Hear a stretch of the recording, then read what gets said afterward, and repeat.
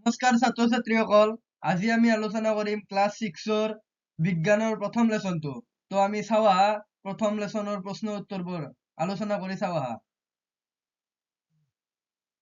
প্ৰথমতে আছে খালী ঠাই পূৰ কৰা। ক নম্বৰ, বিজ্ঞান হ'ল দেশ আৰু দেশৰ যোগসূত্ৰে লাভ কৰা জ্ঞান। এতিয়া উত্তৰটো হ'ব বিজ্ঞান হ'ল জ্ঞান আৰু প্ৰযুক্তিৰ যোগসূত্ৰে লাভ কৰা জ্ঞান। খ নম্বৰটো পৰ্যবেক্ষণ, দেশ আৰু পৰীক্ষা এই পৰ্যায়কেইটাৰ সমষ্টিয়ে হ'ব বিজ্ঞানসন্মত পদ্ধতি। উত্তৰটো হ'ব পৰ্যবেক্ষণ, অনুমানিক, সিদ্ধান্ত আৰু পৰীক্ষা এই পৰ্যায়কেইটাৰ সমষ্টিয়ে হ'ব বিজ্ঞানসন্মত পদ্ধতি। গ নম্বৰ, দেশৰ বাবে আমি খাদ্য খাওঁ। উত্তৰটো হ'ব আমি বৃদ্ধিৰ বাবে খাদ্য খাওঁ। পৰৱৰ্তী প্ৰশ্ন উত্তৰলৈ আগবাঢ়িছো। পাঞ্জাৱত মানুহে প্ৰধানকৈ খায় দেশ। উত্তৰটো হ'ব পাঞ্জাৱত মানুহে প্ৰধানকৈ খায় ৰুটি খায়। উঙ নম্বৰ, কম্পাছত দেশ থাকে, কম্পাছত চুম্বক থাকে। এইবাৰ আহিল 2 নম্বৰ, শুদ্ধ উক্তিটো চিন দিয়া। ইয়াত শুদ্ধ আৰু অশুদ্ধ চিন আছে, তাত দিব লাগিব আমি। ক নম্বৰত আছে আমি সদায় স্বাস্থ্য ভালে ৰখা খাদ্যহে খাব লাগে। এইটো সত্য কথা, তাৰমানে কি আমি ৰাইট চিন মাৰিব লাগিব। খ নম্বৰ, পানীৰ অবিহনে আমি জীয়াই থাকিব পাৰো। পানীৰ অবিহনে আমি জানো জীয়াই থাকিব পাৰো? নোৱাৰো, তো এইটো অশুদ্ধ, তো আমি ইয়াত কটা চিনডাল দিব লাগিব। গ নম্বৰ, বৰষুণ হিচাপে পানী আকাশ পৰা মাটিত পৰে। তো এইটো আকাশৰ পৰা হ'ব লাগিছিল, প্ৰিন্টিং মিষ্টেক হলে আকাশৰ পৰা মাটিত পৰে, এইটো শুদ্ধ, তো এটা ৰাইট চিন হ'ব। ঘ নম্বৰ, ওলমাই ৰখা চুম্বক এডাল সদায় পূব পশ্চিমা হৈ থাকে, পূব পশ্চিমা হৈ নাথাকে, তো এইটো অশুদ্ধ। হিমালয়ৰ অপৰ অংশ আৰু মেৰু অঞ্চল বৰফেৰে ঢাক খাই থাকে। এইটো একদমেই শুদ্ধ, কিয়নো হিমালয় হিমজগালয় বৰফৰে জাগা ন, বৰফেৰে ভৰি থাকে, তো সেইবাবে। তো পৰৱৰ্তী প্ৰশ্ন উত্তৰলৈ আমি আগবাঢ়িছো। 3 নম্বৰ প্ৰশ্ন, চমু উত্তৰ দিয়া। ক নম্বৰ প্ৰশ্নটো আছে মহাকাশত পৃথিৱীখনক কিহৰ নিচিনা দেখে? উত্তৰটো হ'ব মহাকাশত পৃথিৱীখনক এটা নীলা মাৰ্বলৰ নিচিনা দেখে, মানে একেবাৰে সৰু দেখে।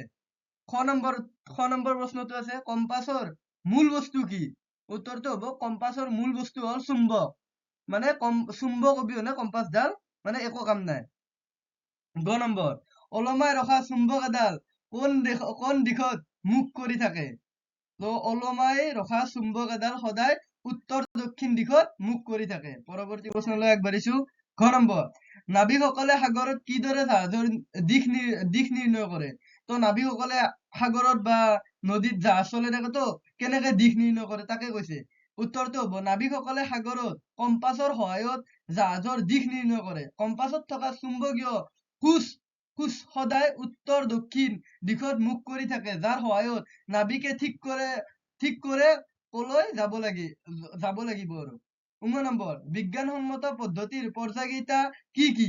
উত্তৰটো হ'ব পৰ্যবেক্ষণ, আনুমানিক সিদ্ধান্ত আৰু পৰীক্ষা এই পৰ্যায়কেইটাৰ সমষ্টিয়ে হ'ল বিজ্ঞানসন্মত পদ্ধতি। পৰৱৰ্তী প্ৰশ্নলৈ আগবাঢ়িছো। এইবাৰ 4 নম্বৰ প্ৰশ্ন, শুদ্ধ উত্তৰৰ গলটোত সম্পূৰ্ণকৈ পূৰ কৰা। মানে গলটো মানে MCQ টাইপ আৰু। প্ৰথমতে দিয়া আছে উইলবাৰ ৰাইট আৰু অৰভিলি ৰাইটে তলৰ কোনবিধ আৱিষ্কাৰ কৰিছিল? ইয়াতে এ নম্বৰ অপচন আছে উৰাজাহাজ, বি নম্বৰ আছে সাবমেৰিন, চি নম্বৰ আছে ৰেলগাড়ী, ডি নম্বৰ আছে মটৰ গাড়ী। তো ইয়াৰ শুদ্ধ উত্তৰটো হ'ব এ নম্বৰ, মানে উৰাজাহাজ মানে প্ৰস্তুত কৰিছিল বা আৱিষ্কাৰ কৰিছিল। পৰৱৰ্তী প্ৰশ্ন 2 নম্বৰ, তলৰ কোনটো কামত কম্পাছ যন্ত্ৰ ব্যৱহাৰ কৰা হয়?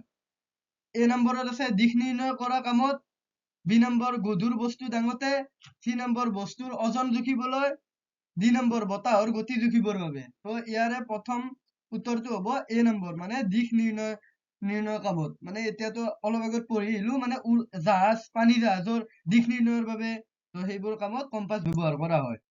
তো আজিৰ ভিডিঅ'টো এইখিনিয়ে আছিল। তোমালোকে চাই কেনেকুৱা পালা প্লিজ কমেন্ট কৰি জনাবা, আৰু কেনেকুৱা ভিডিঅ' লাগে বা আৰু নেক্সট লেচনৰ ভিডিঅ' লাগে যদি আমাক কমেন্ট কৰি জনাবা, আমি নিশ্চয় দিবলৈ চেষ্টা কৰিম। তো ধন্যবাদ।